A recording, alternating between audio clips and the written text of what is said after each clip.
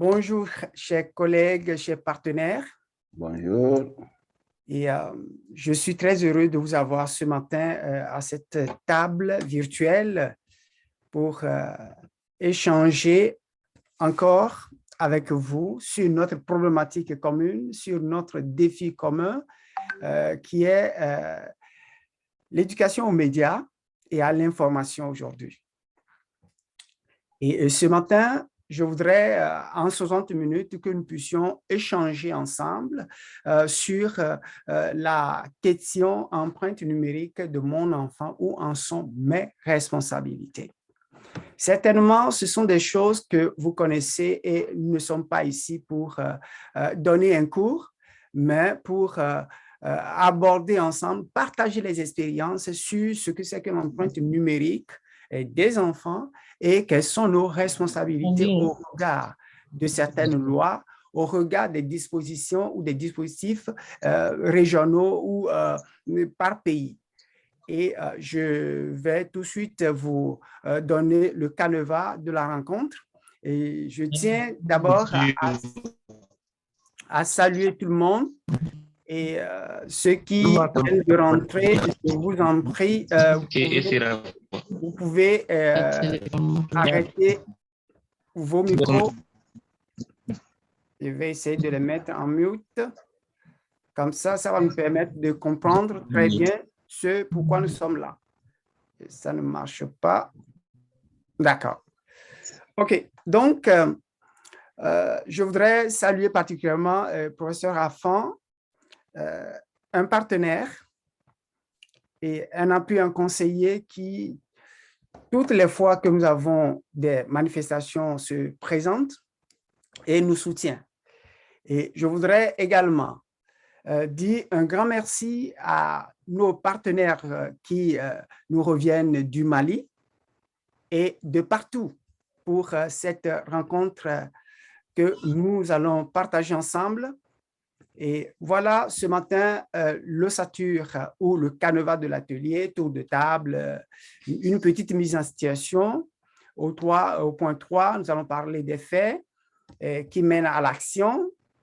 Et en quatrième point, on va parler de l'empreinte numérique des enfants et quelle est la responsabilité des parents et quelle est la bonne démarche à prendre finalement. Donc,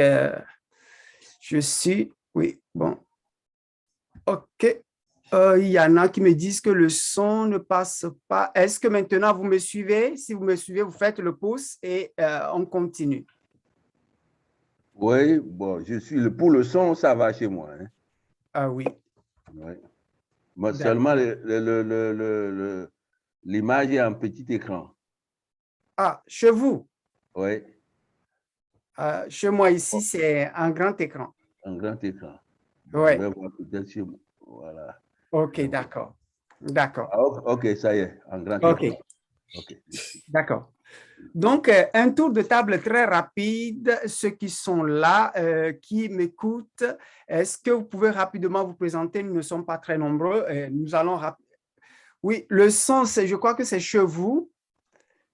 C'est chez vous. Ici, il y a des gens qui me suivent. Est-ce que les autres me suivent? Est-ce que le son, vous suivez? Voilà. Oui, le son, ça passe chez moi. Le son passe. Oui. Donc, je ne sais pas ce qui se passe. Seulement les images des autres participants, je ne les ai pas. Hein. Ah, vous n'avez pas leurs images? Non, les autres. Je ne sais pas si eux, ils me voient. Bon. Oui. Est-ce que vous voyez les uns et les autres? Non, actuellement, je ne vois que celui qui intervient, c'est-à-dire toi, en ce moment. Ah oui? Oui. D'accord. Le son passe. Oui. Le son, voilà, il y a quelqu'un qui me dit que le son est bon. Donc, je crois que c'est au niveau de certaines personnes, les appareils ne fonctionnent pas très bien certainement, qui est à l'origine. Mais bon, on va continuer comme ça et après, moi, je peux vous envoyer la vidéo si vous le souhaitez. D'accord. Oui, d'accord. Donc, je vérifie encore. Et voilà Madame Julita qui vient de se joindre à nous. Bonjour Madame Julita, vous allez bien? Bonjour à tous. Oui, merci. Ah, très bien. Donc, oui, ça va. Elle nous reçoit de la France. Je crois que si elle arrive à nous suivre, certainement que ceux qui ont des problèmes de son doivent régler un tout petit peu leur volume ou redémarrer. C'est ça. OK. Il y en a qui me disent que le son est bon. Donc, très bien. Alors, bienvenue encore pour ceux qui nous rejoignent. Nous allons continuer tel que je l'ai dit tout à l'heure. Et puis, un tour de table, je laisse la parole d'abord à Madame Julita qui va rapidement se présenter parce qu'elle est l'élue de ce matin. Madame Julita, bonjour. Bonjour, bonjour à toutes et à tous. Voilà, je m'appelle Julita, j'habite en France et je suis formée en information et communication. Je travaille en ce moment dans un collège avec la médiation scolaire et je suis intervenante dans l'association qui connaît bien Alerte Écran. Donc voilà, pour pouvoir partager les expériences et voilà, j'ai fait des défis 10 jours sans écran qui étaient voilà, les défis qui a commencé Jacques Brader. Donc j'étais un hacker, c'est tout ce qu'il nous a laissé comme enseignement pour pouvoir apporter aux jeunes, aux enfants et aux parents des petites clés ou des grandes clés pour changer les regards des usages des écrans et de la nouvelle technologie. Voilà, donc je suis commis ici avec tout son beau travail et voilà, je suis là pour pouvoir aussi écouter et après passer à mes collègues d'Alerte Écran toutes les clés qui Commis va nous apporter aujourd'hui. Merci, Madame Julita, pour votre présentation. J'espère que ceux qui ont des difficultés de son ne peuvent pas se présenter, mais je peux donner encore la parole à 2 ou à 3 personnes.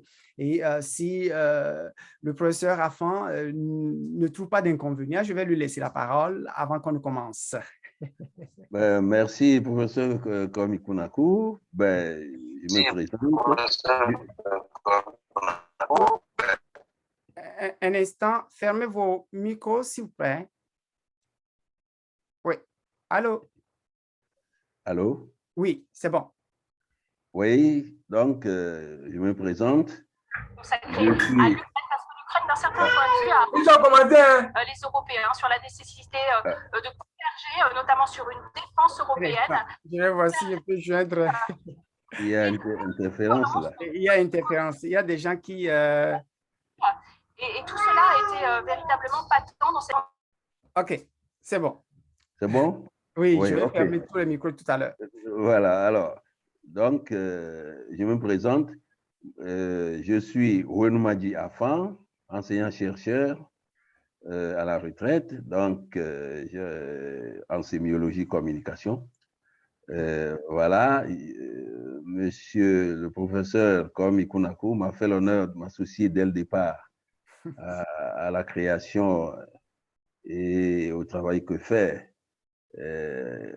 PAFEM, et toutes les fois qu'il a pu engager une action dans la mesure où je peux être disponible, je m'associe toujours à ce qu'il fait. Aujourd'hui, je suis encore content de participer à cette séance-là. Je salue tout le monde et bonne séance.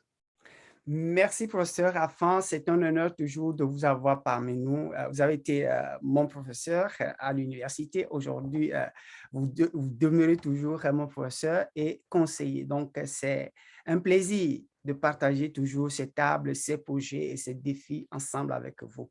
Pour les autres, comme nous avons des difficultés de communication, je suggère qu'à la fin, je vous laisse le temps de vous présenter en long et en large. On peut se poser des questions, faire du réseautage. Donc, OK. Alors, je fais une petite mise en situation, Madame Samega. Voilà. Une petite mise en situation pour ceux qui vont intervenir. Je dis, quel commentaire faites-vous de ces images simples? Est-ce que vous voyez les images? Allô, allô? Oui? Oui. Oui, on voit l'image est... Bon, moi, je vois bien l'image, mais c'est un petit... bon, voyons voir si je peux agrandir. D'accord. Chez moi, je le vois 100%. OK, d'accord. Monsieur, vous qui venez d'intervenir, est-ce que vous avez rapidement une analyse, une impression tout de suite sur cette image? C'est simple, ça ne donne absolument aucun effet, mais est-ce que ça vous dit quelque chose, vous, personnellement? OK. Salut tout le monde, moi c'est Yallo Mohamed Saïdou, je suis en Guinée, précisément la région de l'Avé. Donc, c'est une thématique très importante. J'évolue aussi dans le cadre du numérique. Je suis de l'association Villageois 2.0, une association qui sensibilise les citoyens sur les avantages et les inconvénients liés sur les technologies de l'information et de la communication, notamment les réseaux sociaux et autres. Ce que je vois sur l'image, je viens juste de faire un aperçu sur l'image. Donnez-moi le temps de regarder et d'analyser. Tout d'abord, c'était une façon pour moi de me présenter et d'être dans l'eau des participants. Merci. Je vous reviens. Merci, Monsieur Diallo. C'est très habile et très professionnel, votre intervention. Merci. Et je vois en haut Monsieur Koulibaly Abdrahman. Bonjour. Oui, votre micro. Oui, je n'entends pas votre son. Oui.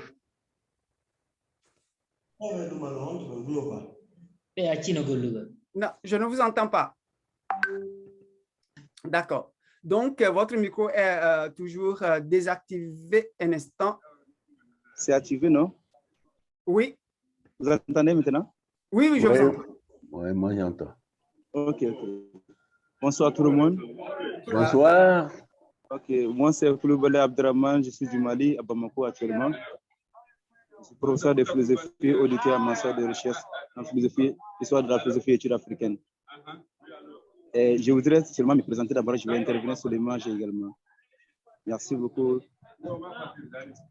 Merci pour votre intervention, professeur Koulibaly. C'est un honneur de faire votre connaissance et je crois que le réseau s'agrandit et va s'affermir avec vos contributions. C'est une problématique mondiale, régionale, familiale, et individuelle et collective en même temps. Donc, votre apport nous est très utile. Donc, je me permets rapidement de continuer, puisqu'il n'y a pas de réaction. Au professeur Afan, oui, vous avez quelque chose à dire? Bon, pour l'instant, non, je me suis déjà présenté. Je préfère qu'on démarre et puis bon, on verra par la suite. Oui. Très bien. Alors, donc, la question que je me suis posée ou que vous pouvez vous poser aujourd'hui, c'est de savoir si ces images-là simples ne connotent pas ou ne dénotent pas des situations que nous vivons aujourd'hui. Nous voyons la première image en haut. Le plus souvent, ce sont des choses très simples que nous ne mettons pas, sur lesquelles nous ne mettons pas assez de valeur pour voir. Un instant. Il y a des micros qui ne sont pas... Oui, veuillez fermer tous vos micros, s'il vous plaît. Lorsque vous allez intervenir, je vais vous laisser intervenir, sans façon.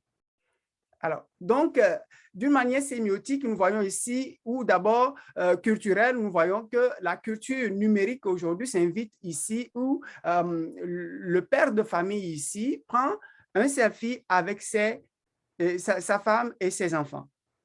La question qu'on se pose est de savoir quelle est la finalité de cette image qu'on prend. Et la finalité aussi, une question aussi, c'est de savoir si toutes ces 4 personnes-là sont consentantes pour le selfie, la diffusion de l'information et la rétention de cette information qui va être, qui va rejaillir ou sortir de ce selfie-là. Ici aussi, c'est une image que j'ai trouvée sur Internet. Ce n'est pas une image privée, c'est rendu public que j'ai trouvé sur Internet. Qu'est-ce que nous voyons ici? Nous voyons les 2 parents et au milieu, nous avons les 2 enfants. Mais finalement, la question que nous nous posons est de savoir quelle est la responsabilité des enfants, quelle est la responsabilité des parents et comment concilier cet usage-là. Et c'est pourquoi aujourd'hui, nous nous posons la question de savoir quelles sont les responsabilités des parents vis-à-vis des publications qui sont faites sur Internet. C'est vrai, chacun va sur Internet, il va voir des informations, il va chercher des nouvelles, il va publier des images. Quand on fait une fête, quand on mange à la maison, même quand les enfants se lavent, des fois, nous allons retrouver sur les réseaux sociaux des images compromettantes qu'on met parce que les parents, quelquefois, n'ont pas mesuré le poids de ces informations-là.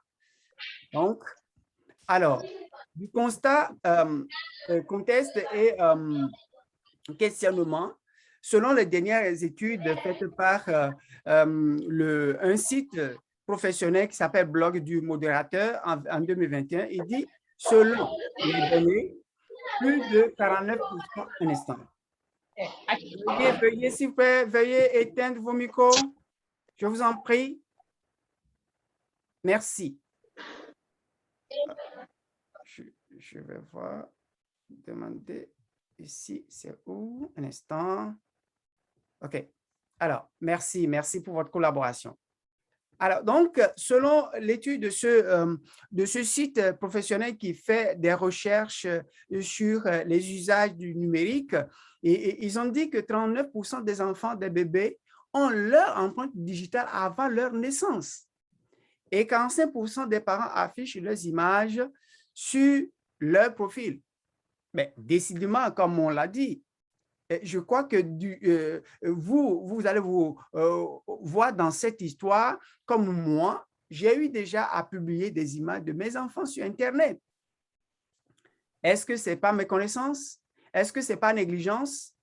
Et il faut véritablement que nous allions à l'école pour reconnaître et comprendre quels sont nos droits, nos devoirs et quelles sont nos limites.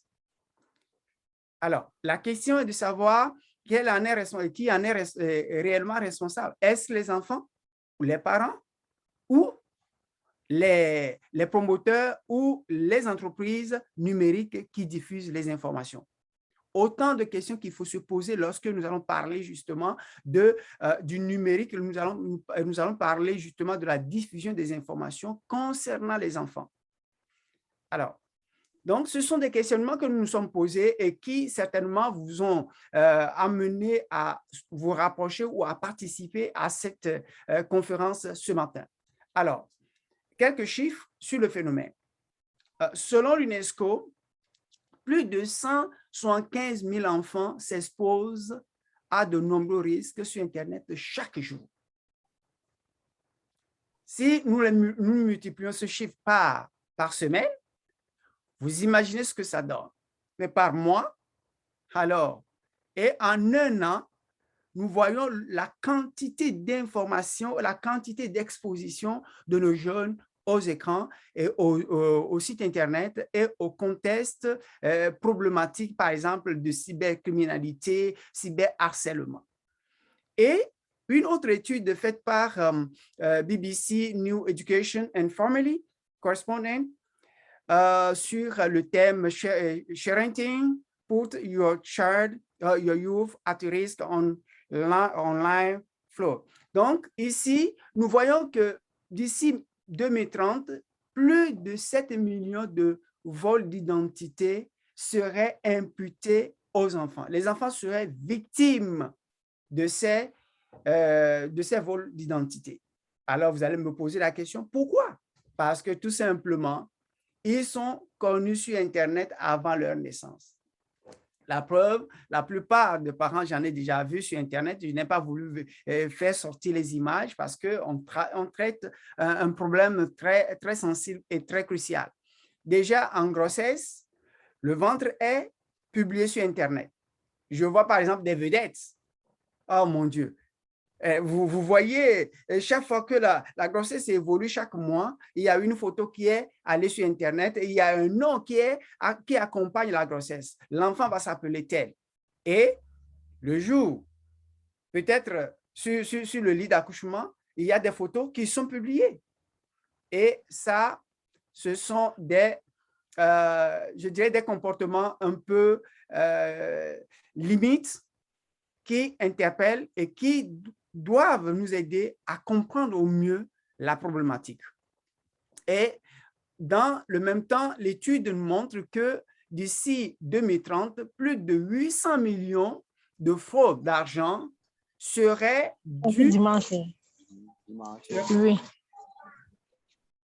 dues au vol d'identité orchestré par les prédateurs à partir des images que les parents ont laissées en ligne pour leurs enfants. Aujourd'hui, nous ne mesurons pas la portée de cette information, de ces dangers, mais ce sont des dangers auxquels nous exposons nos enfants. Alors, un enfant de 3 à 4 ans a-t-il le droit de s'opposer à ces images? Je dis non, ce sont les parents qui font tout, ce sont les parents qui enthousiastent parce que l'enfant est beau, la fille est belle. Oui, ils sont dans une situation un peu, voilà, on veut faire voir, on veut se faire voir. On est dans un narcissisme qui ne dit pas son nom. C'est vrai que l'Internet est ouvert, c'est un espace ouvert, c'est un espace libre. Mais nous, parents, nous devons comprendre et connaître nos droits et nos devoirs. C'est pour cela que nous sommes là cet après-midi, pour certains ce matin, pour nous autres, pour échanger sur le contexte dans lequel nous devons évoluer et faire évoluer nos enfants. Alors, en cause, le phénomène de ce qu'on appelle le sharing. Le sharing, c'est un mot anglais qui est composé de deux noms, à savoir le verbe partager et de parenting, parentalité.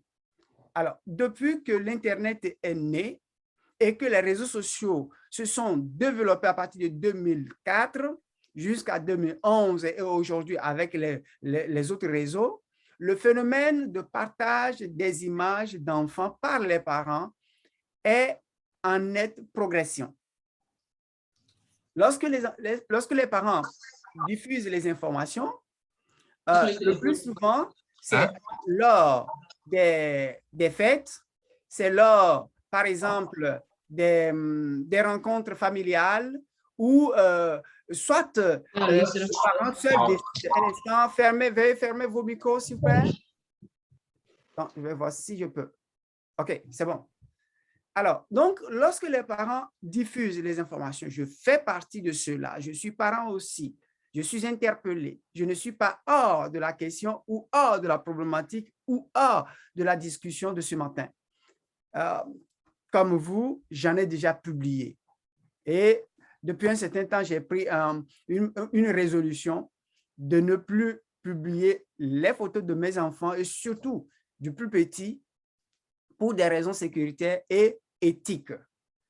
Donc, à l'intérieur de ce que nous abordons aujourd'hui, nous allons voir 3 paliers de questions. La question éthique, et question sécuritaire et question juridique. Alors, donc, lorsque les parents diffusent ces informations à partir de ce phénomène sharing, qui est en anglais partage et parentalité, ils vont laisser sur Internet ce qu'on appelle l'empreinte numérique, c'est-à-dire les traces numériques ou l'ombre numérique chez certains. Et c'est seulement ce que nous publions sur Internet que nous voyons. Ça peut être une publication individuelle voulue ou une publication, je dirais, non voulue par les informations que nous cherchons sur Internet ou c'est à l'école où on a pris une photo qu'on a diffusée sur l'enfant. La question que je me pose, est-ce que quelqu'un parmi nous ici peut encore supprimer des réseaux sociaux une image qu'il a déjà publiée ou qu'elle a déjà publiée? Est-ce qu'il y a un appareil, est-ce qu'il y a un système ou un dispositif qu'on met en place pour supprimer ces informations à partir du moment où vous l'avez déjà diffusé? Pas du tout.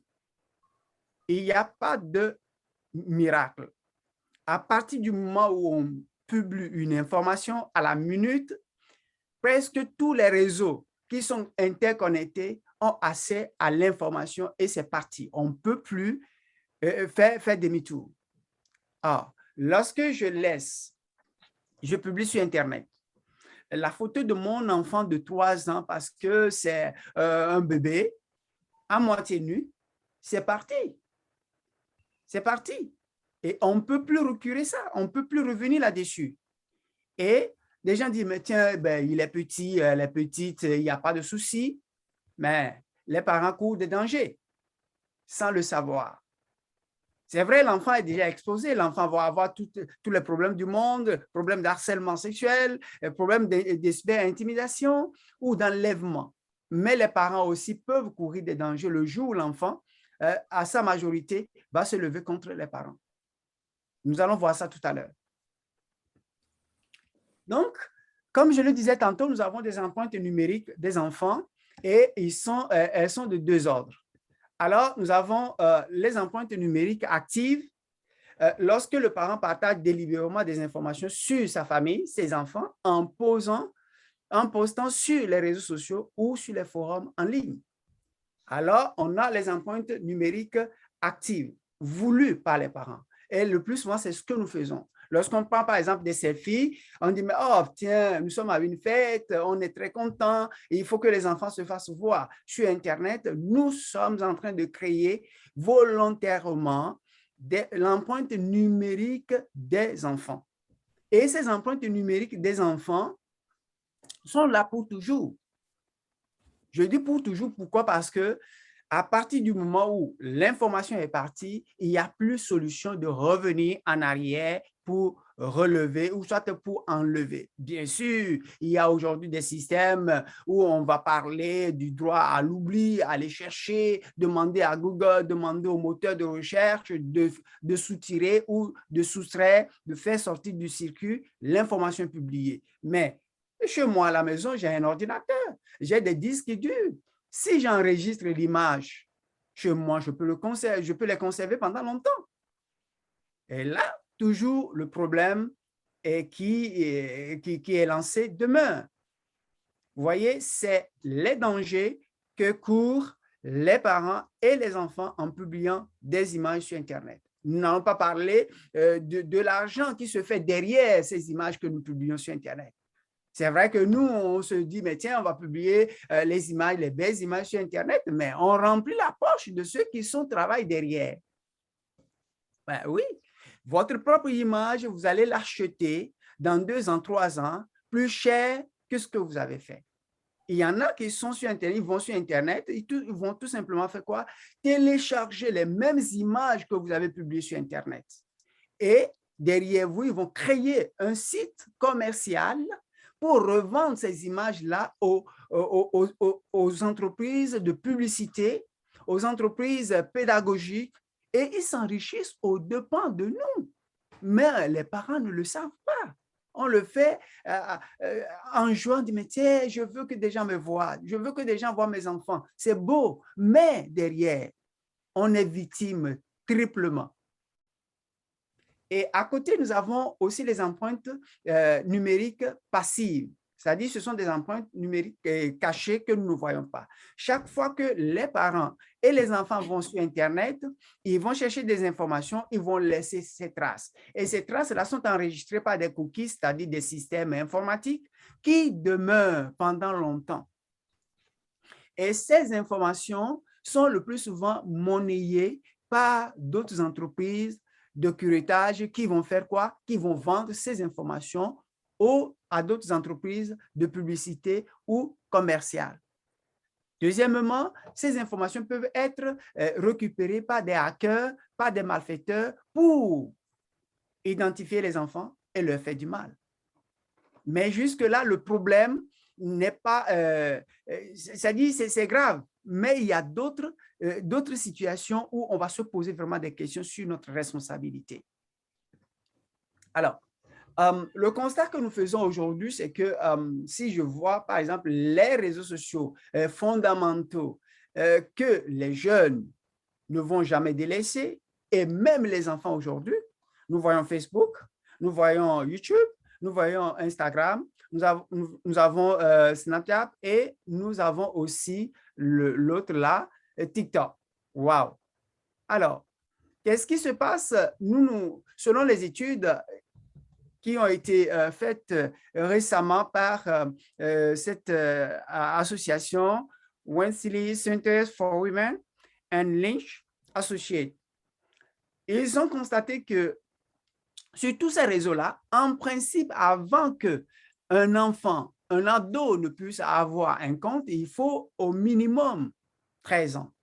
Dans certains pays, dans la plupart des pays, j'allais dire, il faut au minimum 13 ans et 14 ans pour pouvoir aller sur ces sites. Mais lorsque nous regardons de près les vidéos que nous visionnons, que les enfants visionnent, qui sont ceux qui sont des acteurs principaux? Ce sont des enfants. Ce sont des enfants que les parents mettent derrière pour se faire des sous. Des enfants de moins de 10 ans qui sont devenus des acteurs, on les adore, on les félicite, mais enfin, les parents sont dans l'illégalité totale. Juridiquement, les parents sont dans l'illégalité totale parce qu'ils n'ont pas le droit de le faire. Mais est-ce que nous, aujourd'hui, nous connaissons ces lois, nous connaissons ces droits, nous connaissons ces devoirs parentaux? Il est important justement que de temps à autre, nous puissions nous retrouver pour parler de ces enjeux fondamentaux et mondiaux. C'est vrai qu'en éducation aux médias, il y a plusieurs palettes, il y a plusieurs sujets sur lesquels on insiste, mais je crois que ce qui concerne les jeunes, les enfants, est fondamental. Nous, adultes, nous pouvons essayer d'esquiver, essayer d'éviter certaines situations. Mais les enfants sont les plus exposés. En 2007-2008, lorsque je faisais ma thèse de doctorat dans mes recherches, je disais un jour que l'éducation aux médias deviendrait le premier sujet de recherche, de mobilisation mondiale. Et un collègue se disait, mais tiens, c'est un domaine, une interdiscipline qui n'est pas connue, ça ne peut pas marcher. Mais aujourd'hui, 2007-2022, je crois, ça fait combien? 3 ans? 15 ans ou quelque chose comme ça. Aujourd'hui, qu'est-ce que nous voyons? Dans tout le monde entier, des gens vont sur Internet pour avoir des solutions pour gérer les enfants parce qu'ils n'en peuvent plus. Les écrans sont devenus les seuls lieux de culture, de diffusion, de divertissement, d'apprentissage et automatiquement, les parents, quoi qu'ils fassent, sont toujours mis de côté, même s'ils veulent agir. Parce que l'enfant a son petit téléphone dans sa poche. Qu'est-ce qu'il fait? Il va s'éduquer seul. Pendant que tu dors, l'enfant peut s'éduquer, il peut aller sur n'importe quel site. Il y a ces enjeux-là qui sont toujours présents dans nos familles et nous les vivons au quotidien. Alors, mais une question qui se pose en tant que parents, avons-nous la liberté ou le droit de publier les images de nos enfants en ligne?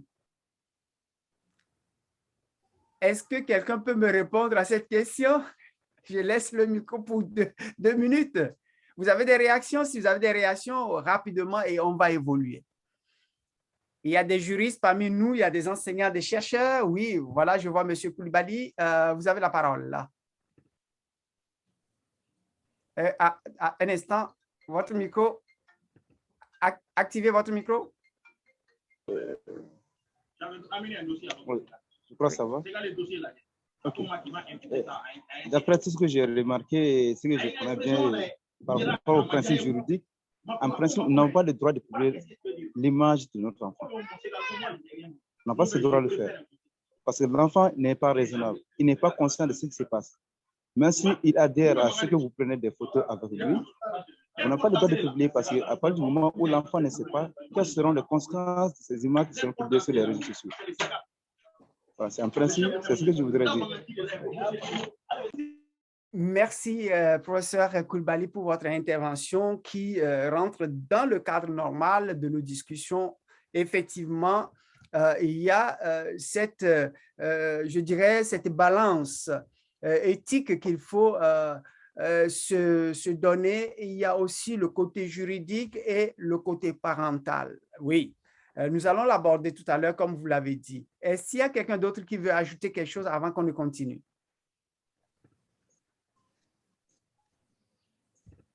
Alors, donc, oui, Madame Sénéga, vous voulez parler? Non. OK. Alors, donc, comme l'a dit professeur Koulibaly, effectivement. Ah, oui. Oui. Qui veut intervenir, Madame Sénéga? Oui. Vous avez la parole. Merci, monsieur. Oui. Merci bien. Sénégal Sadio, Tati, directrice d'école, parents aussi. Bon, même si nous n'avons pas le droit, des fois, nous prenons la liberté de mettre. Oui, Madame Sénéga. Madame Sénéga, désolé, votre micro, ça ne passe pas. C'est ça. Vous avez des soucis de réseau. On ne vous entend pas, malheureusement. Vous pouvez laisser le message dans le chat et puis après, je vais le lire. Oui, dès que ça va s'établir, je vais vous donner la parole. Oui, merci, madame. Alors, oui. Allô? Oui? Oui, non, ce que je voudrais ajouter en appuyant ce que M. Koulibaly vient de dire, c'est que les enfants, l'enfant, il est mineur, donc ça veut dire qu'il ne comprend pas ce qui se passe. Donc, si nous publions son image, ça veut dire que nous le considérons comme un objet. Ah, wow. Voilà. Et donc, par principe, on devait se placer sur ce terrain-là, puisque l'enfant n'a pas la possibilité de se prononcer sur ce qui est fait. Donc, automatiquement, on devrait s'abstenir de faire, disons, avec son corps, avec son image, ce qu'il ne voudrait pas. Voilà, puisqu'il ne peut pas se prononcer là-dessus. Donc, c'est une chosification de la personne humaine et donc, par principe, on ne doit pas y souscrire. C'est ce que je voulais ajouter. Ouais. Merci, professeur Raffan, pour votre complément d'information très pertinent. La chosification, effectivement, c'est le mot. Il faut le dire. Nous sommes responsables, nous devons assumer les conséquences que nous courons. Effectivement, lorsque nous publions les images de nos enfants, quelque part, nous ne les considérons pas parce qu'ils n'ont pas l'âge de la raison. Et à partir du moment où ils n'ont pas l'âge de la raison, et on se substitue à leur place, je vais parler de ça tout à l'heure, et nous oublions qu'eux aussi, ils ont leurs droits. Oui, il y a monsieur ou madame Anato. Oui, vous avez la parole. Oui, merci. C'est monsieur Anato Simplice. Je suis président comité de développement du quartier d'Akwamekota Kolas au Togo, à Lomé au Togo. Ah, monsieur Anato, merci. Merci beaucoup. Félicitations pour cette émission qui est organisée dans l'intérêt des enfants. Merci. Je partage entièrement les avis, surtout la dernière intervention qui dit que nous sommes en train de les considérer comme des choses et qu'on parle en fait à leur place. C'est vrai, mais je voudrais quand même dire qu'il faut qu'on prenne en compte aussi cet aspect, que c'est possible que nous puissions aussi parler des fois à leur place. Ils n'ont pas encore l'âge, ils sont tout petits. Il y a des fois, on peut, mais le souci, il faut tout faire dans l'intérêt de l'enfant. Ce qui peut arranger, ce qui va dans l'avantage de l'enfant. Si c'est fait dans l'intérêt de l'enfant, je pense que quelque part, on n'a pas tort. D'accord. Merci, monsieur Anato, pour votre intervention très pertinente. Et vous vous inscrivez dans la ligne droite de ceux qui sont passés avant vous et je l'appuie également. Donc, nous disons oui et... Les facilitateurs. Les facilitateurs. OK. Facilitateur. Oui. Est-ce que quelqu'un veut intervenir? Oui. C'est qui, monsieur ou madame? C'est monsieur Berthier du Mali. Ah oui, monsieur Berthier, oui, bienvenue. Merci beaucoup. Oui. Je suis désolé pour Semega, qui est une directrice au Mali, à Kati, et qui est très engagée pour tout ce qui est numérique. Et son intervention allait apporter beaucoup de choses en tant qu'enseignante. Mais qu'à cela ne tienne, oui. On dit que quand on regarde un peu le droit sur la gouvernance de l'Internet, et il y a une partie là où on parle de données à caractère personnel.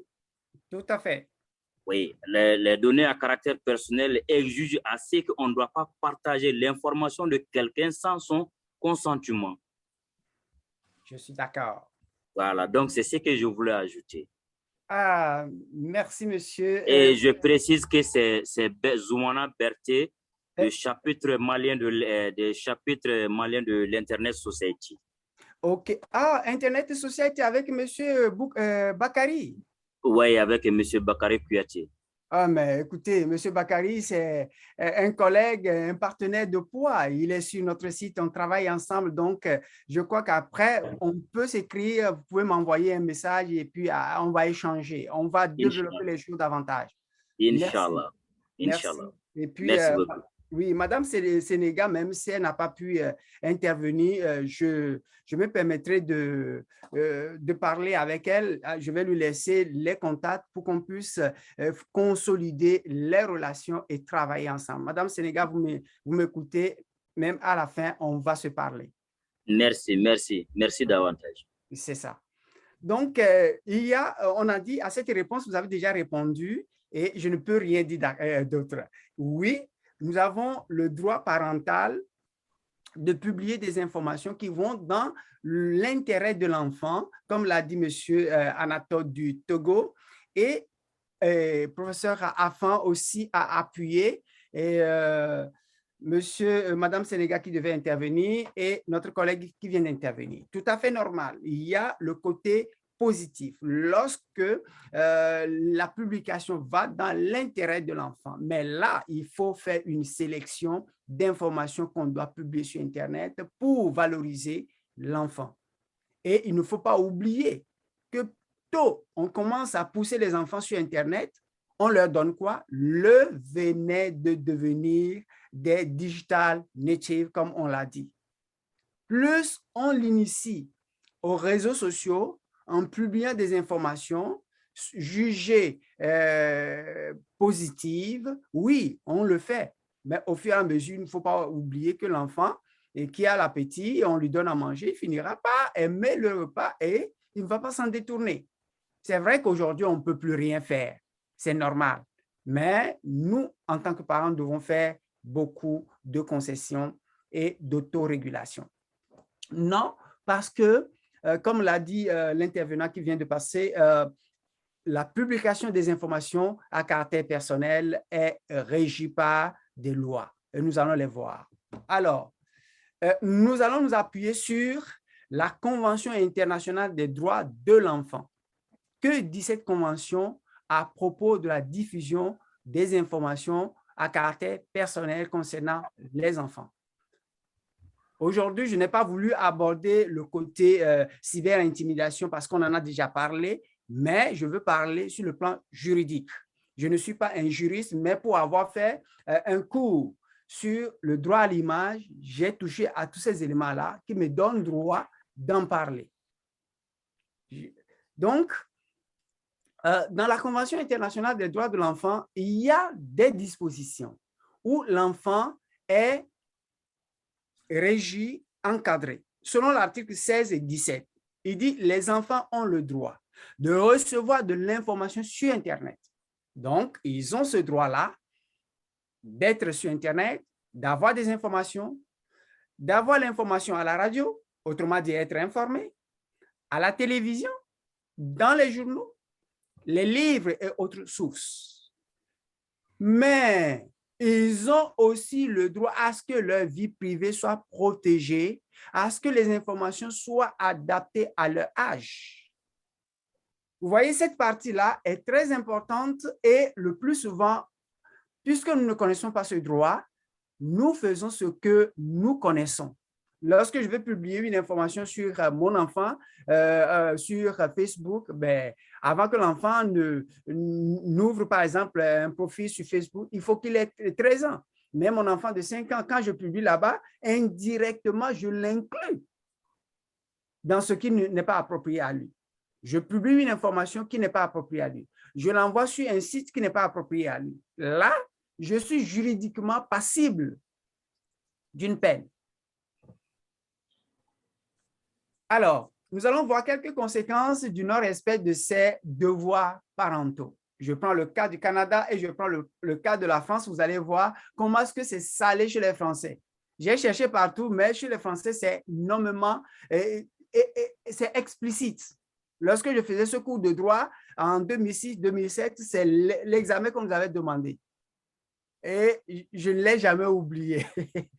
Alors, vous voyez, au Canada, il est dit, selon la Charte des libertés, article 49, qu'on a résumé, on n'a pas pris l'article en tant que tel, on dit en cas d'atteinte illicite au droit à l'image, la victime doit choisir l'un des deux véhicules juridiques possibles, à savoir la charte ou la charte du Canada ou du Québec plutôt. En effet, en cas d'atteinte à un droit ou à une liberté reconnue par la charte, la victime a le droit d'obtenir la cessation de cette atteinte et la réparation du préjudice moral ou matériel qui en résulte.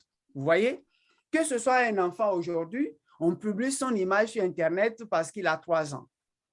À 18 ans, l'enfant se retrouve dans une situation compromettante ou même avant 18 ans. Il a été harcelé. Il a été intimidé à partir de cette image-là, mais les juges peuvent classer le dossier jusqu'à ce que l'enfant ait 18 ans pour se défendre. Et à 18 ans, quand il va à la justice, il va avoir le procès et les parents seraient condamnés. J'ai déjà un exemple comme ça en Grande-Bretagne où une grand-mère a publié les images de son petit-fils de moins de 5 ans. Lorsque les parents sont partis à la justice, mais la femme a été obligée de retirer la photo en partie sur Internet et de payer par jour $50 jusqu'au jour où l'image serait entièrement retirée ou soit retirée de la situation, de la circulation informatique. Vous voyez, c'est problématique, mais on ne le sait pas. Sur Internet, nous voyons beaucoup, sur Facebook, il y a plein d'informations qui circulent de nos enfants, nos petits-enfants, même les bébés, et personne ne se pose des questions sur les conséquences. Les conséquences morales et juridiques sont lourdes. Le cas de la France est vraiment parlant et fait leçon à tout le monde. On dit publier ou filmer une personne dans un lieu privé ou transmettre son image sans son accord est sanctionné d'1 an d'emprisonnement et de 45 000 €. Ce n'est pas francs CFA en Afrique, hein? Euros là, c'est même pour les enseignants à l'université, c'est 2 ans de travail. Hein? 45 000 € d'amende. Publier la photo ou la vidéo sans l'accord de la personne est censuré d'1 an d'emprisonnement et de 15 000 € d'amende. C'est-à-dire qu'il y a 2 cas. Si c'est dans un lieu privé, c'est 45 000. Si c'est dans un lieu public, c'est 15 000. Mais qu'est-ce que nous faisons, parents intervenants? Le plus souvent, on le fait sans le savoir. Et on néglige. Mais le jour où quelqu'un, un enfant qui connaît le droit, qui veut se venger, oh, mais c'est salé pour nous les parents. Et il est important justement qu'on puisse comprendre ces éléments-là. Depuis 2006, lorsque j'avais fait ce cours ce certificat du 3,5 diplôme d'université en administration numérique et monitorat d'Internet. On nous avait donné un sujet. On dit, mais vous voulez créer un site Internet et on vous donne des images d'enfants. Que faites-vous? Quels sont les dangers et quelles sont les précautions à prendre? Je n'ai jamais oublié ça parce que j'avais raté une partie et j'étais obligé de revenir travailler là-dessus. C'est très réglementaire en France et je crois que les autres pays aussi doivent emboîter le pas à ces dispositifs-là pour que cela puisse marcher. Alors, il y a dans le chat beaucoup de questions. OK. Je vais voir. J'ai une question. Comment parler des droits des enfants quand ils naissent dans un environnement où les parents leur montrent que s'exposer sur la toile est quelque chose de normal? Oui, monsieur, je vois ici Smart. Monsieur Smart ou madame, je crois que la question que vous posez est d'actualité et c'est ça que nous abordons ce matin, que nous, parents, nous devons connaître d'abord nos devoirs juridiques.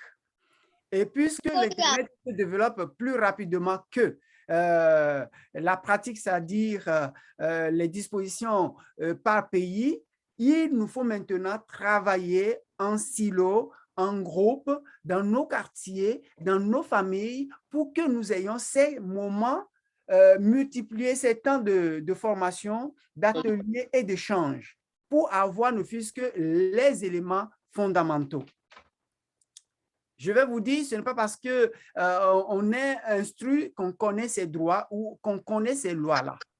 Il faut l'apprendre. C'est pourquoi l'éducation aux médias et à l'information, c'est une formation tout au long de la vie. C'est une formation continue. Donc, je crois que la question que vous posez mérite d'être mûrie et développée dans nos quartiers. C'est pourquoi l'éducation aux médias doit devenir pour chacun d'entre nous un enjeu premier.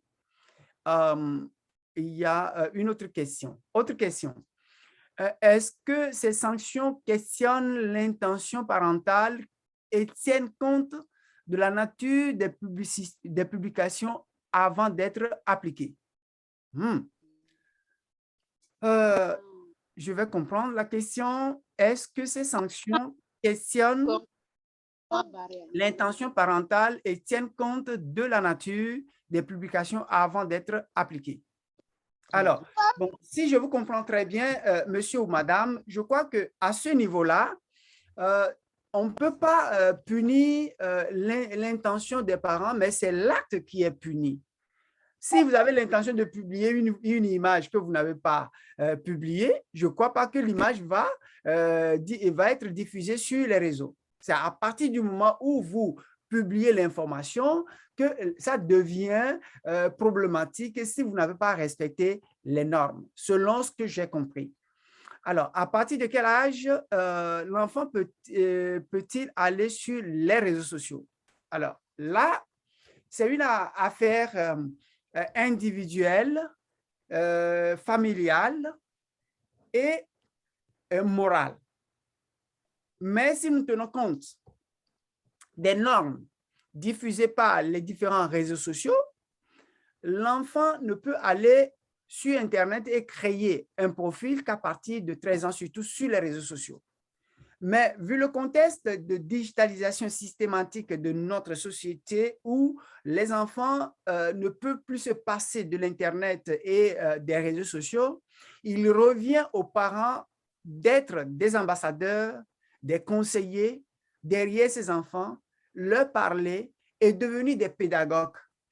Lorsque nous voulons leur donner la chance de continuer à aller sur Internet, il est de notre devoir de faire toujours, pas la police, mais de jouer notre rôle d'enseignant. Leur parler. Les logiciels ne vont pas tout faire. L'enfant peut rapidement détourner les logiciels parentaux qu'on met sur Internet et aller voir ce qu'il veut voir. Donc, il est important justement de parler, de continuer, d'établir un lien de dialogue avec les enfants, un lien d'apprentissage commun avec les enfants et que nous-mêmes, nous soyons des modèles pour que les enfants puissent copier. J'ai toujours donné mon propre cas, je ne suis pas hors du circuit, j'ai des enfants, j'ai des ados et j'ai des adultes. Même avec les adultes, ce n'est pas toujours gagné, mais il faut toujours parler. Ce n'est pas parce qu'ils sont 20 ans, 22 ans qu'il faut les laisser dire, mais tiens, vous êtes responsables. Oui, ils vont être responsables le jour où il y aurait plus d'Internet. La preuve, c'est que tant qu'il y a Internet, à un moment donné, mais ils sont perdus, ils oublient ce qu'ils font et ils sont toujours poussés à aller consommer. C'est ça qui amène l'addiction chez la plupart des jeunes. Aujourd'hui, nous avons des cliniques pour soigner ceux qui sont addictés aux médias.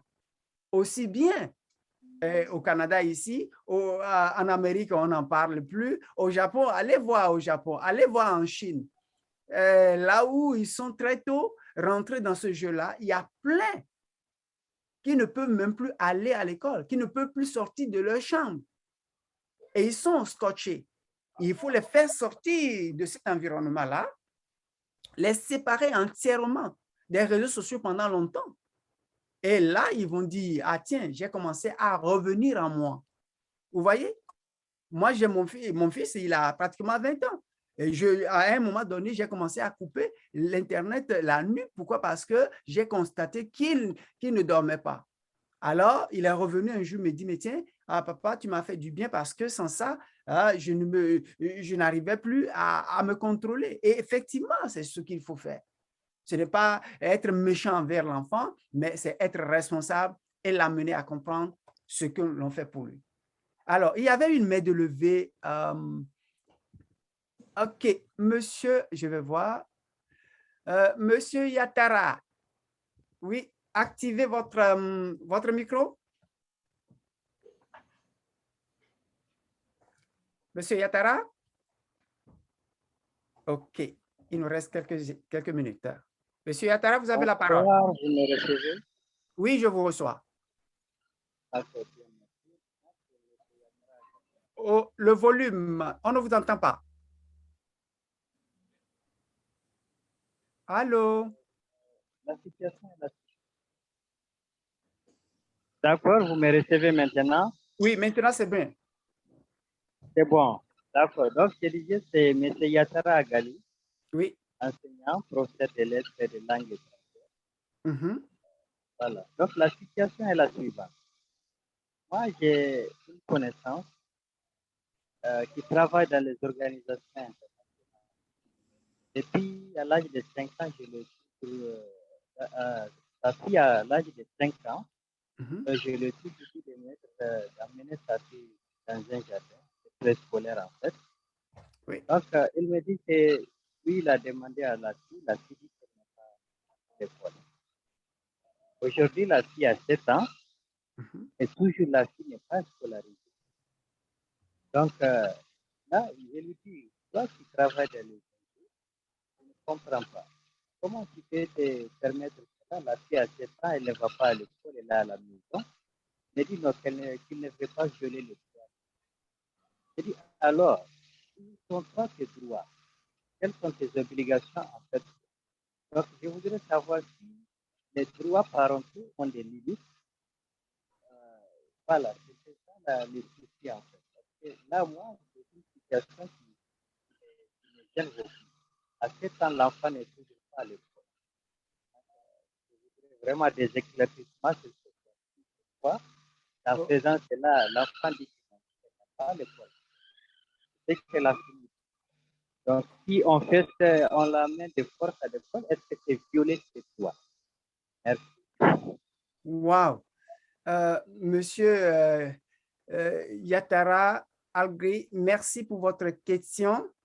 C'est vrai que ça sort un peu du cadre légal dans lequel nous nous trouvons ici, mais si je vous saisis très bien parce que votre voix n'arrivait pas à nous parvenir, un enfant qui a 7 ans et qui n'est pas scolarisé, c'est une affaire parentale. Il revient aux parents de prendre conscience que les enfants doivent aller à l'école. Si du moins l'enfant va à la maternelle, autrement dit à la garderie.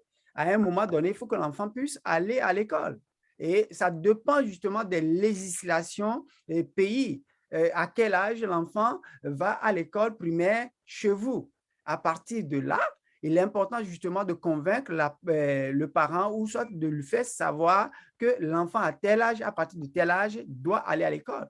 Et c'est réglementé même dans la Convention internationale des droits de l'enfant. Il est dit que l'enfant a droit à l'éducation. C'est une obligation juridique reconnue mondialement. Donc, si vous voulez convaincre la dame qui ne veut pas que son enfant aille à l'école, je peux, à la fin, vous pouvez m'écrire, je vais vous envoyer, ne fût-ce que la convention que vous allez lui lire, que vous allez lui laisser, afin qu'il comprenne que, quelque part, il a l'obligation ou elle a l'obligation d'instruire ses enfants. Merci beaucoup. Il y a des juristes plus aguerris que moi qui peuvent vous répondre à cette question. Je vois, monsieur, il y a une main de levée. Infinity Smart, c'est qui, s'il vous plaît? Oui. Oui, bonjour. Ah, c'est une dame. Madame, bonjour. Madame. Oui, votre voix ne sort pas. Je ne sais pas ce qui se passe. Allô? Non, ça ne va pas. Non, on n'arrive pas à vous suivre. Est-ce que vous pouvez nous laisser l'information dans le chat? Sinon, ça grésille. On ne vous suit pas du tout. Désolé. OK. En attendant que notre collègue écrive dans le chat, on continue pour finir. Il est, voilà, dans quelques minutes. Alors, je vais voir dans le chat. Alors, merci pour le souvenir. D'accord. OK, très bien. Alors, monsieur Anato revient. Bonjour, monsieur. Oui. Votre micro? Oui, oui. Merci beaucoup pour le développement de ce sujet. Je reviens, excusez-moi. Oui. Non, c'est juste pour enchérir un aspect que vous avez touché du doigt et qui m'a plu.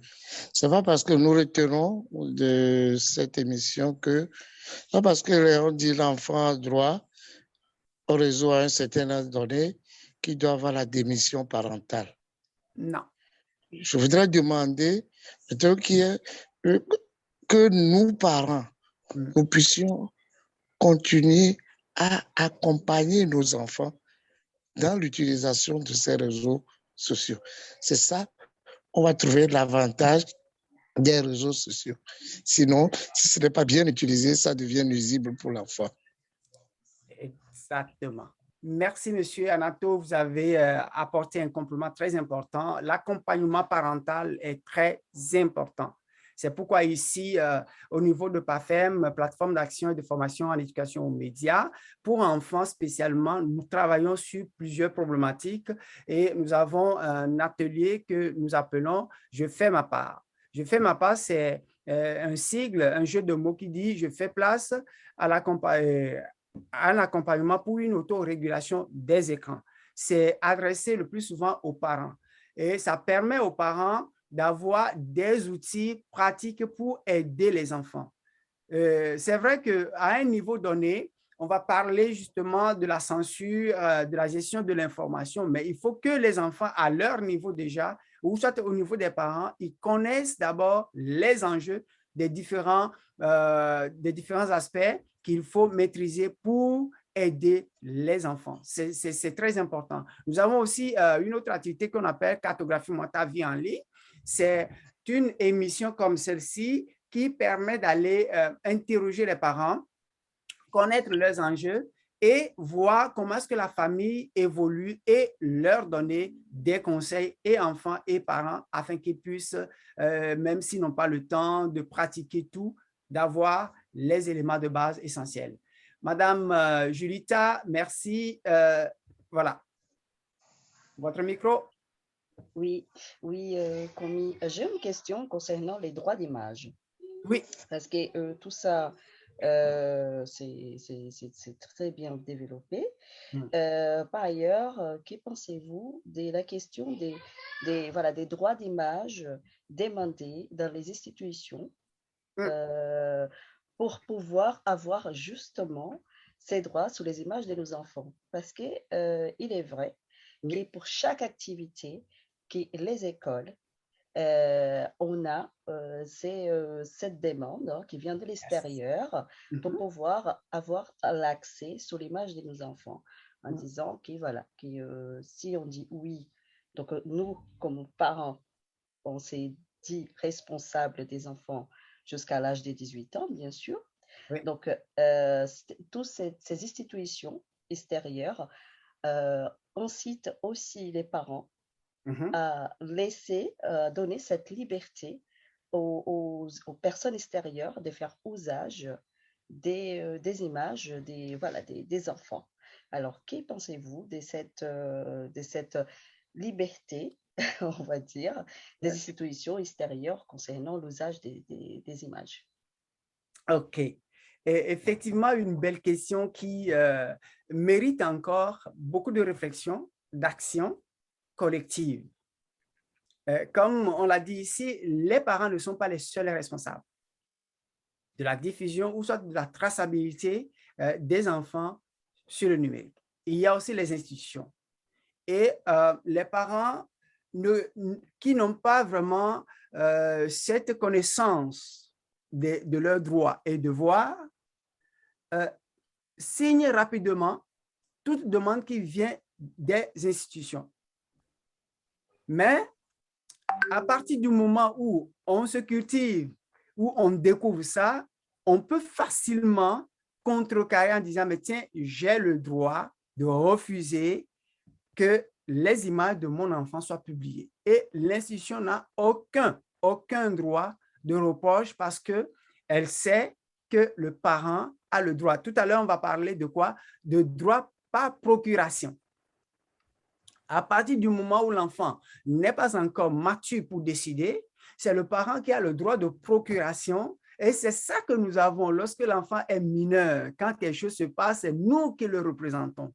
Donc, avec ce droit par procuration, on peut refuser légalement que l'image de son enfant ne soit figurée dans aucun document. C'est ça. Sinon, lorsque l'institution va commencer à respecter, il suffit seulement d'aller lui montrer la Convention internationale des droits de l'enfant et par pays aussi, il y a des dispositions légales qu'il faut mobiliser pour aller convaincre les institutions afin qu'elles comprennent. Les études ont montré que les institutions aussi contribuent à hauteur de quoi 35% d'empreintes numériques des enfants sur Internet parce qu'ils vont plus à l'école et c'est dans ce domaine-là le plus souvent qu'on va publier les images. À la garderie, la responsable service de garde va demander qu'on signe afin qu'on puisse diffuser les informations. On le fait, mais le plus souvent, c'est à contre-cœur. Les parents aussi doivent connaître les droits de l'enfant, c'est-à-dire droit à sa vie privée, comme nous l'avons cité dans la Convention internationale de droit à l'enfant. Et à partir, c'est dans ce droit à la vie privée que nous avons le droit à l'image. Le droit à l'image, ce n'est pas parce que l'enfant ne parle pas qu'il n'a pas le droit. À partir du moment où il naît déjà, sa vie est protégée par la Convention internationale. Qu'il soit 0,1, c'est-à-dire 2 jours, 3 jours, il est déjà protégé. Lorsqu'on va diffuser ces images, il peut ne pas avoir de conséquences aujourd'hui, mais si l'image continue à vivre, à survivre jusqu'à 18 ans, si jamais on publiait une photo d'elle nue ou à moitié nue, ce n'est pas parce que l'enfant n'a pas la maturité qu'il ne peut pas agir. L'enfant va intervenir. Vous vous souvenez, je crois que Mme Juliette avait suivi une conférence que j'ai faite ici, j'ai montré la dame qui a été, dont on a pris la photo nue pendant la guerre de Vietnam. Et Aujourd'hui, la dame vit au Québec ici, mais c'est une affaire qui dure plus de 20 ans. Mais si vous allez sur Internet aujourd'hui, vous allez retrouver la même photo. Vous imaginez? Et si ce sont les adolescents, à 18 ans, on peut facilement retrouver des photos. Et c'est à cause de ces choses-là que les adolescents se suicident par milliers. Si vous cherchez, vous allez comprendre. Ils se suicident, elles se suicident, parce que tout simplement, on a pris une photo de longue date qu'on retrouve sur Internet et les amis montrent ça à l'école pour l'intimider, n'en pouvant plus, qu'est-ce qu'il va faire, qu'est-ce qu'elle va faire, elle se suicide, elle s'élimine la vie. C'est très important. Alors, donc le droit à l'image doit être pour nous une cartographie ou soit une boussole pour nous parents aujourd'hui dans le monde numérique, parce que les responsables ou les entreprises numériques des réseaux sociaux ne vont jamais vous le dire. Si vous ne publiez pas d'images, eux, ils ne sont pas rémunérés. Mais c'est le fait que nous activons, nous alimentons nos réseaux sociaux que eux, ils deviennent des milliardaires. Mais on ne le sait pas. Est-ce qu'ils nous donnent une partie? Pas du tout. Mais nous, on laisse en danger la vie de nos enfants. Finalement, qu'est-ce qu'il faut faire? Ce sont des choses que vous connaissez déjà, sur lesquelles on est déjà revenu. Il est important de renoncer à publier des photos ou vidéos d'un enfant nu ou légèrement vêtu sur Internet. Qu'il soit enfant ou pas, on dit oui, c'est un enfant, il n'a pas de raison, mais ce n'est pas à cause de ça que vous allez le publier. Si jamais un père ou une mère n'est pas content de ce que vous avez publié et va à la justice, vous allez écoper. Alors, évitez de publier des images peu avantageuses d'un enfant. Pendant qu'il pleure, par exemple, ou il est un peu malade, ou il est dans une situation de crise, on publie, on dit, mais tiens, il est malade, mais on le publie sur Internet. Ça, c'est dangereux. Et aussi avoir le consentement de l'enfant à la publication des images dès qu'il est en âge de décider. Déjà, à partir de 10 ans, 11 ans, 12 ans, il faut toujours demander l'avis de l'enfant avant de publier les images sur Internet. Ce n'est pas à l'âge de 18 ans. Là, non. L'âge de la raison, c'est déjà à partir de 8 ans. Si nous prenons par exemple le cycle de développement de l'enfant, selon Piaget, nous allons considérer que déjà à partir de 11 ans, 12 ans, l'enfant commence à développer sa pensée critique et le bien et le mal et décider. C'est très important. Ne pas publier des données personnelles, nom, âge, lieu d'habitation, ainsi de suite. S'assurer que seules les personnes que l'on connaît aient accès à ces images. Là encore, lorsque vous êtes sur Facebook, vous ne voulez pas que tout le monde accède aux images que vous publiez, il est important d'aller faire dans le paramétrage, resserrer l'accès, à qui vous donnez l'accès et à qui vous refusez l'accès, pour que les images ne se multiplient pas ou soit ne se diffusent pas, ne se téléchargent pas pour d'autres buts. Il faut aussi vérifier régulièrement, c'est de ça que je venais de parler, les paramètres de confidentialité sur les réseaux sociaux et obtenir également le consentement de toutes les personnes qui figurent sur une image avant leur publication. Le plus souvent, lorsque nous sommes très enthousiasmés et après une fête, on se prend des photos et des enfants et rapidement, quand on rentre à la maison, on le met sur Internet. C'est bien. Mais n'oublions pas que chacun a le droit à son image. Si vous avez pris la photo et de manière consciente, en groupe, il faut toujours demander l'aval de ces personnes-là. Mais si c'est dans un lieu public, vous avez pris une photo à distance, soyez rassurés que si jamais quelqu'un venait s'interposer, vous posez des questions, il a le droit d'aller en justice. Et là, c'est le code civil qui va parler, ce n'est pas le code pénal, parce que vous n'avez pas pris la photo dans un lieu privé. Dans un lieu public, le code civil va parler et c'est à partir sur la base du code civil qu'on va vous pénaliser. Si c'est une image, vous allez chez quelqu'un à la maison, vous êtes dans son intimité, ça devient une image privée et vous venez publier sur Internet. Lorsque la personne va se plaindre, c'est le code pénal qui va vous censurer. Donc, il est important justement qu'on sache ces choses. C'est comme, par exemple, dans une classe d'école, à la fac, oui, un étudiant prend la photo de ses camarades et va publier sur Internet. Non, si les camarades se plaignent, il va payer cher. Bon, tout dépend justement de la régulation de chaque pays, mais sur le plan juridique et légal, ce n'est pas faisable. Alors, donc, je crois que nous avons épuisé les 60 minutes. On a fait 15 minutes de plus. Toutes mes excuses pour ce temps que nous avons passé. Je ne sais pas si vous avez des questions, sinon je résume rapidement qu'aujourd'hui, nous avons parlé justement de la responsabilité des parents vis-à-vis de ce qu'ils publient sur Internet concernant leurs enfants. Et nous avons dit que ce n'est pas toujours facile. Il faut que les parents comprennent que les enfants ont leur droit à l'image, à leur vie privée et que les parents doivent avoir des limites. Et les limites, premièrement, les parents doivent être responsables et savoir quelle image publier, quelle image il ne faut pas publier.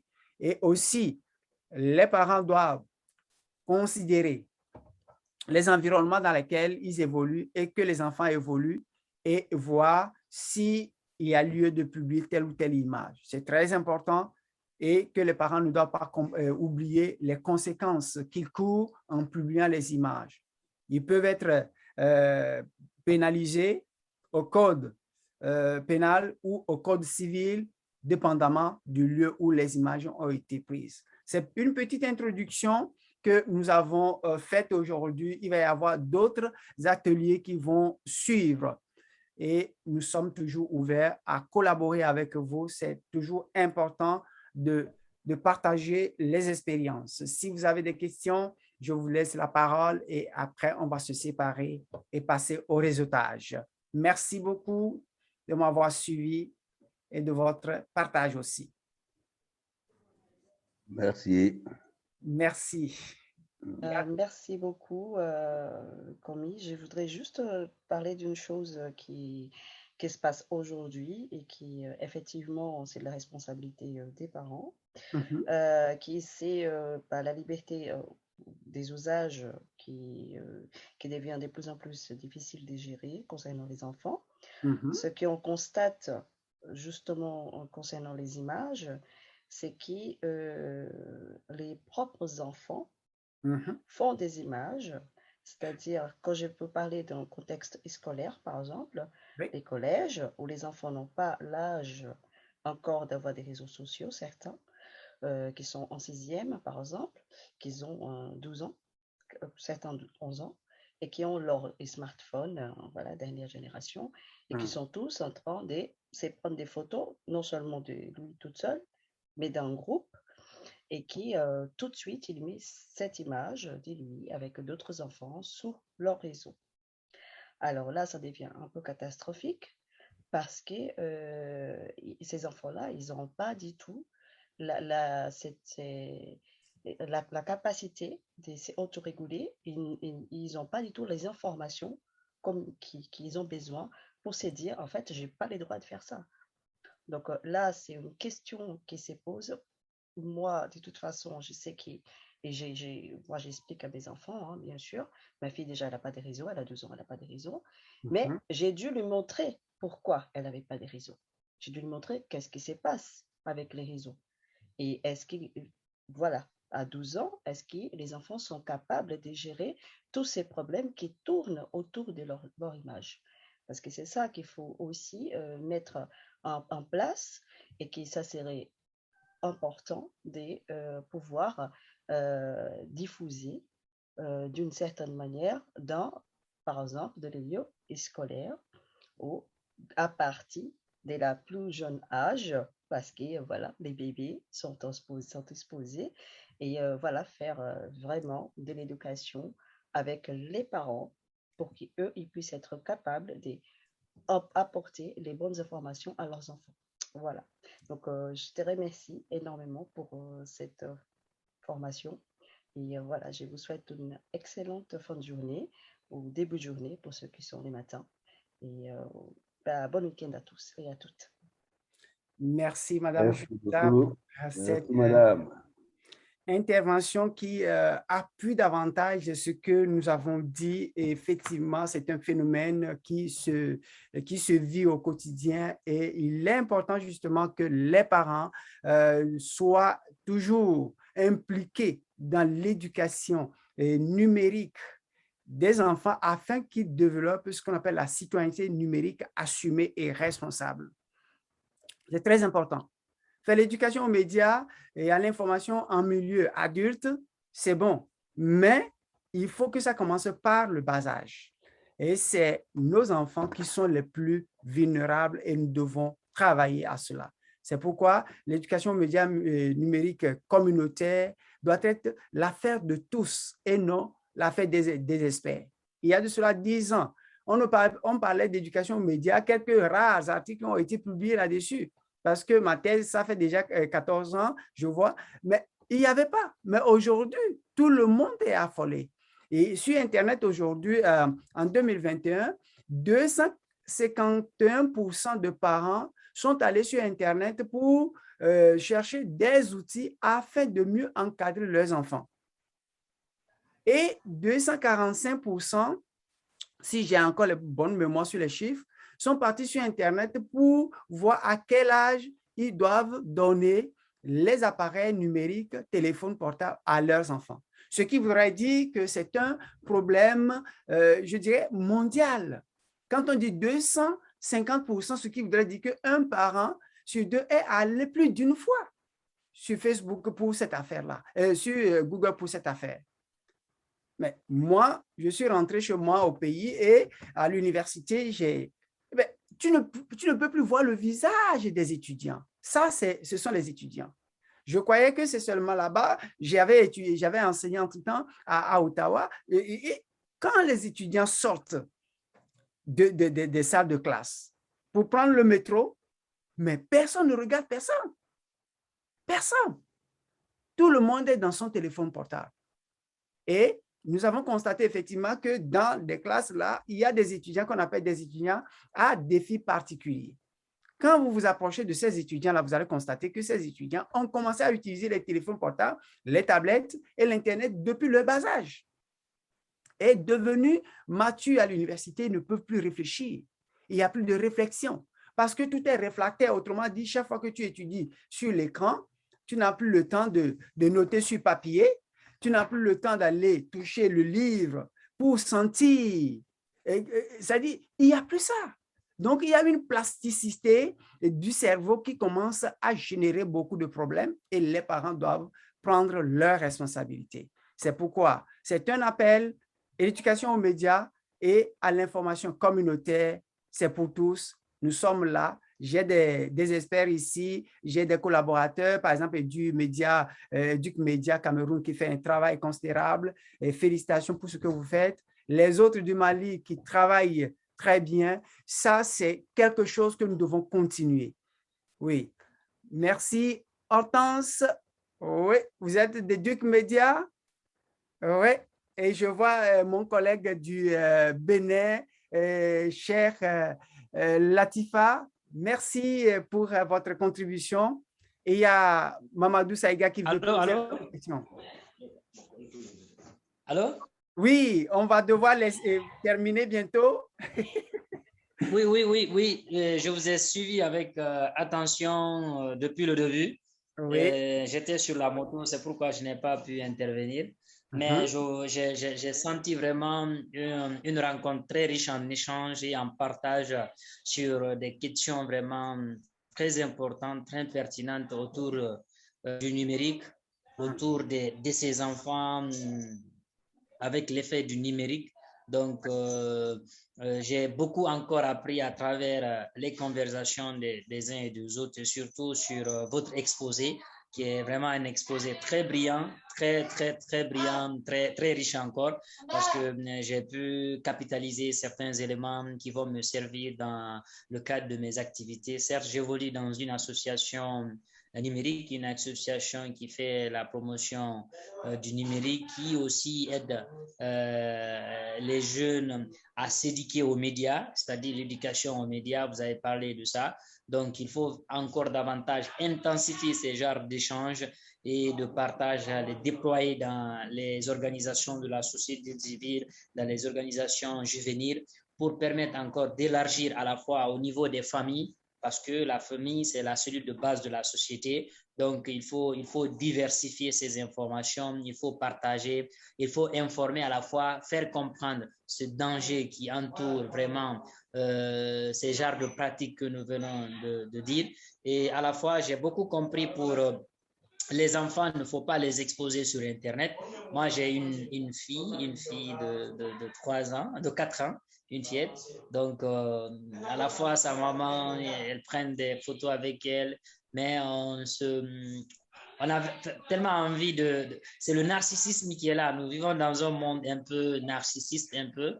Donc, l'effet des autres nous stimule à faire autre chose qui nous dépasse, qui est au-delà de notre imagination, qui nous donne à la fois, quoi. Ça nous dépasse. Ce que nous faisons à la fois, c'est quand nous arrivons à le faire que nous nous rendons que nous avons fait quelque chose que nous ne devrions pas faire. Donc, c'est ce qui entoure un peu l'écosystème du numérique. Mais encore davantage, on va essayer de capitaliser.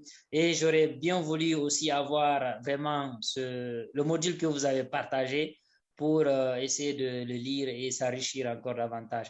Et je veux encore avoir votre contact, M. Pafem, pour encore échanger sur certaines choses, parce que je suis passionné sur la thématique l'éducation aux médias. Merci, M. Diallo, pour votre intervention, votre complément d'information qui ne font que consolider ce que nous faisons. Et tout à fait, nous sommes ouverts à collaborer avec vous. On le fait depuis, je travaille sur l'éducation aux médias depuis plus de 14 ans. Donc, je suis là, nous sommes là et j'ai des partenaires, j'ai des collègues du Bénin, du Togo, du Burkina et au Mali, nous avons une représentation là-bas avec M. Traoré Amadou et avec M. Kébé qui est actuellement au gouvernement. Donc, on travaille ensemble là-dessus. Si vous voulez véritablement qu'on puisse aborder ces sujets, il n'y a pas de problème. Faire des formations, c'est ce que nous voulons pour notre continent. Donc, nous sommes ouverts à travailler avec vous. Je vais vous laisser les coordonnées. Vous pouvez m'appeler à tout moment sans problème. Je laisse pour tout le monde notre adresse courriel. Vous pouvez me réécrire à partir de l'adresse courriel que je vous ai donnée, par lequel je vous ai envoyé l'information. Et je vais rentrer en contact avec vous, avec toute mon équipe, et on va travailler là-dessus. C'est très, très, très enrichissant. Moi aussi, j'ai appris beaucoup de vous et nous continuons à fonctionner pour le développement de notre continent, de notre monde, parce qu'aujourd'hui, les continents, les frontières, c'est fragile avec le numérique. Merci beaucoup. Il y a d'autres, est-ce qu'il y a d'autres interventions?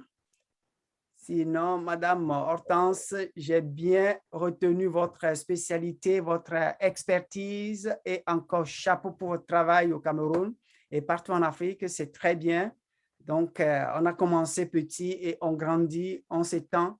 Le continent a besoin de nous. Et je dis un grand bonjour à la France, ma deuxième patrie, qui me donne l'opportunité de parler en français. Et Madame Julita, et ce que vous faites à l'aide, c'est très, très impressionnant. Je continue à réfléchir à nos projets et on va travailler ensemble.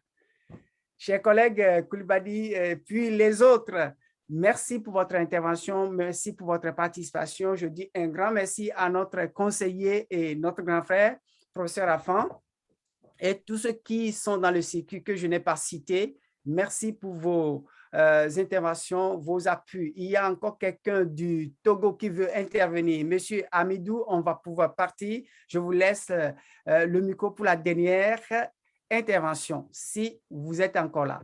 Merci. Alors, c'est Mali. C'est Mali, ce n'est pas Togo. Voilà. C'est le nom qui est Togo. Ah, mon Dieu, excusez-moi. Togo, c'est mon nom, donc du Mali. Vous nous donnez le passeport, hein? À tous les Togolais. À tous les Togolais. Bien sûr. Non, non, non, c'est moi qui dois avoir normalement le passeport togolais, puisque je suis Togo. Merci bien. Donc, je suis du Mali, ancien chercheur de profession à l'Université des sciences de Bamako. Oui. Et j'ai été le premier directeur national de l'économie numérique du Mali, conseiller aussi du ministre de l'économie numérique. Et actuellement, je suis le directeur de la technique et du contrôle de l'autorité de protection des données à caractère personnel. Donc, d'où tout mon intérêt pour ce sujet. Wow. Au départ, c'est ma première fois. Je n'ai pas voulu parler, mais à la fin, je me suis dit, au moins, je vais me présenter avant qu'on se quitte. Yeah, donc, merci beaucoup pour cette belle présentation. Chacun de nous a appris beaucoup de choses et je pense très bien que c'est... Je connais très bien, je ne connais pas Traoré, mais Kébé, je le connais très bien. Oui. Donc, il y a Berthe aussi qui a parlé tout à l'heure, on se connaît très bien. Donc, c'est un très bon début, je pense, pour le Mali. Et je vous remercie encore une fois. Merci beaucoup. Merci, Monsieur Togo, pour votre présentation. Une autorité qui s'était cachée, mais vous ne vous êtes pas caché, vous êtes dévoilé. C'est un grand pas pour nous. Et nous sommes très contents de vous avoir aujourd'hui. Et comme vous l'avez dit, nous avons commencé à travailler au Mali depuis près de 4 ans. Et M. Kébé est toujours au courant. S'il a le temps, il participe. M. Traoré, M. Koulibaly, et il y a Mme Aïcha qui est journaliste. On travaille et je crois que nous avons organisé plus de 5 ateliers pour le Mali. Et je viens de vous voir, vous êtes l'épicentre même de la question et je ne vais plus vous lâcher. On va travailler. Donc, en privé, on va parler sur les enjeux de partenariat pour avancer. Notre continent a besoin de nous et je suis très ouvert, nous sommes très ouverts à collaborer avec vous. Merci pour votre intervention. Merci. Donc, s'il n'y a plus de questions, il y en a qui m'ont demandé le numéro de téléphone WhatsApp, je vais le laisser dans le chat. Même si vous voyez sur ma signature, dans le courriel, vous avez toujours mon numéro de téléphone de travail. Donc, je l'ai laissé. Merci pour vos interventions. Merci pour le temps que vous avez pris d'échanger avec nous aujourd'hui. Merci pour ce sacrifice parental et cette responsabilité que nous devons développer ensemble pour dégager de nos échanges une culture, la culture numérique responsable, citoyenne et, je dirais, universelle. Merci et bonsoir chez vous et à très, très, très bientôt. Madame Julita, on se parle. Bonjour, bonjour, professeur Koulibaly. Bonjour à tout le monde. Bye bye. Cameroun. Au revoir. Oui, Bye à bye, très bientôt. Bye bye. Merci, merci. Et à la prochaine. À la prochaine. Bye bye.